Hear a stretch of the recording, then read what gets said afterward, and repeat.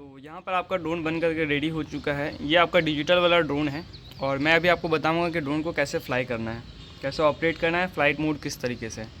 तो आपका एक रेडियो से 2 ड्रोन कनेक्टेड है। तो जब जिस ड्रोन को फ्लाई करेंगे उस मॉडल पे फ्लाई करेंगे। सबसे पहले आपको क्या करना है, ये सारा स्विच जो है वो ऊपर की तरफ करना है। उसके बाद पावर बटन को प्रेस करना है।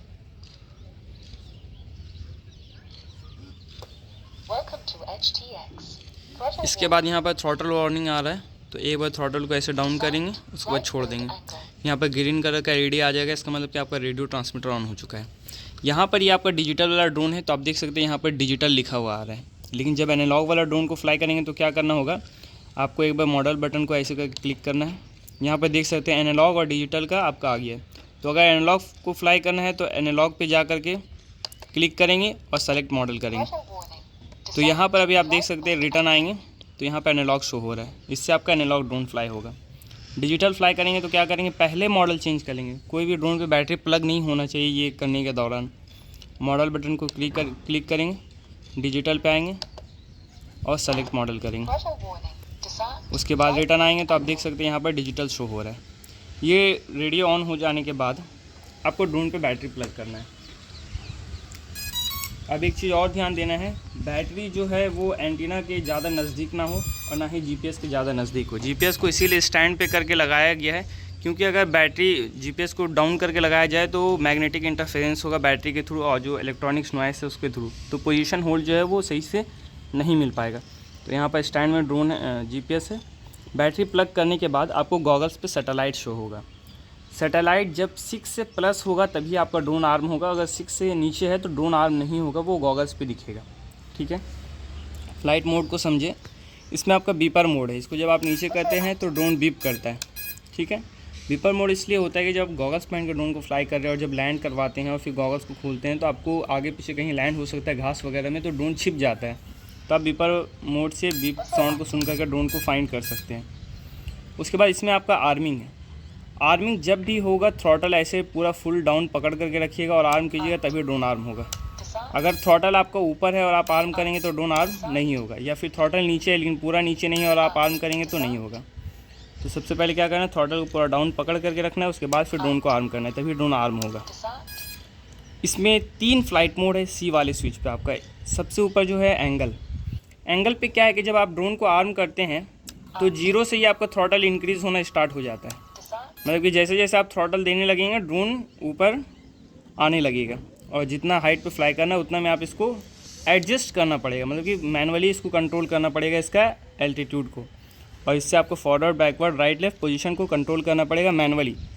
एंगल में दोनों चीज़ मैनुअली होता है, लेकिन जब आप एंगल मोड पे इसको एंगल मोड पे आर्म करके टेक ऑफ कर लिए हैं और उसके बाद एक स्टेप नीचे आते हैं तो एल्टीट्यूड होल्ड मोड आ जाता है।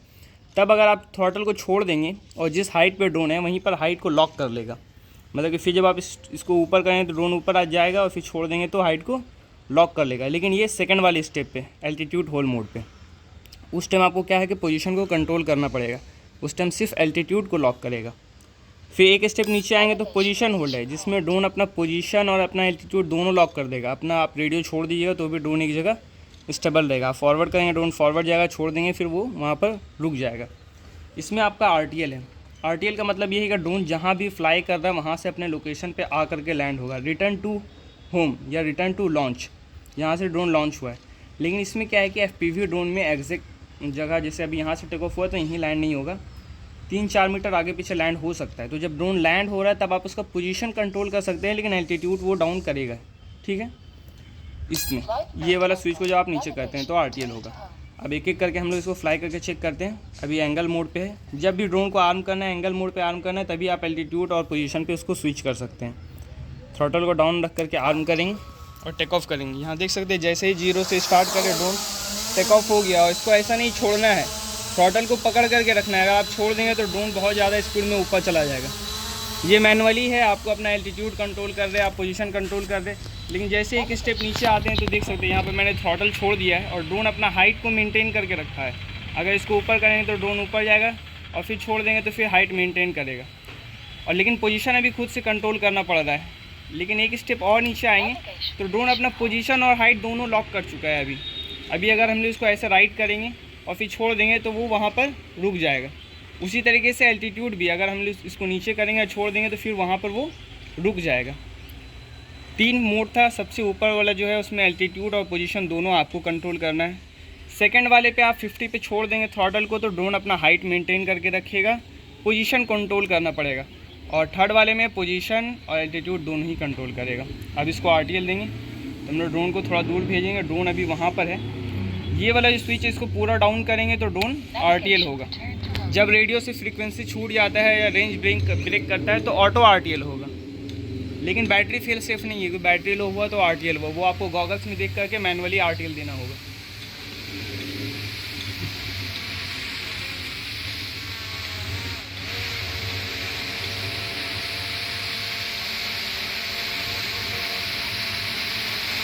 अभी आप देख सकते हैं हमने ड्रोन को यहाँ से टेक ऑफ किया था, लेकिन थोड़ा सा दूर जाकर ड्रोन जो है वो लैंड हो रहा है।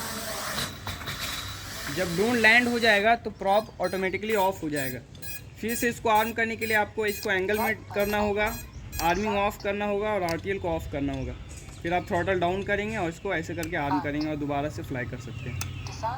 पॉज कीजिए। हेलो, तो यहाँ पर आपका VTX कनेक्ट है, यहाँ पर ड्रोन है और यहाँ पर VTX है। VTX में आपका जो OSD है वो सारा कुछ यहाँ पर आपको शो होता है।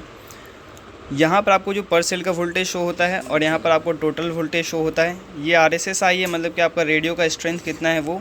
यहाँ पर आपको सैटेलाइट दिखता है, जैसे हम लोग इंडोर में लेकर के आए तो 0 सैटेलाइट दिख रहा है। आउटडोर में 6 से प्लस सैटेलाइट कनेक्ट होगा तभी आर्मिंग होगा।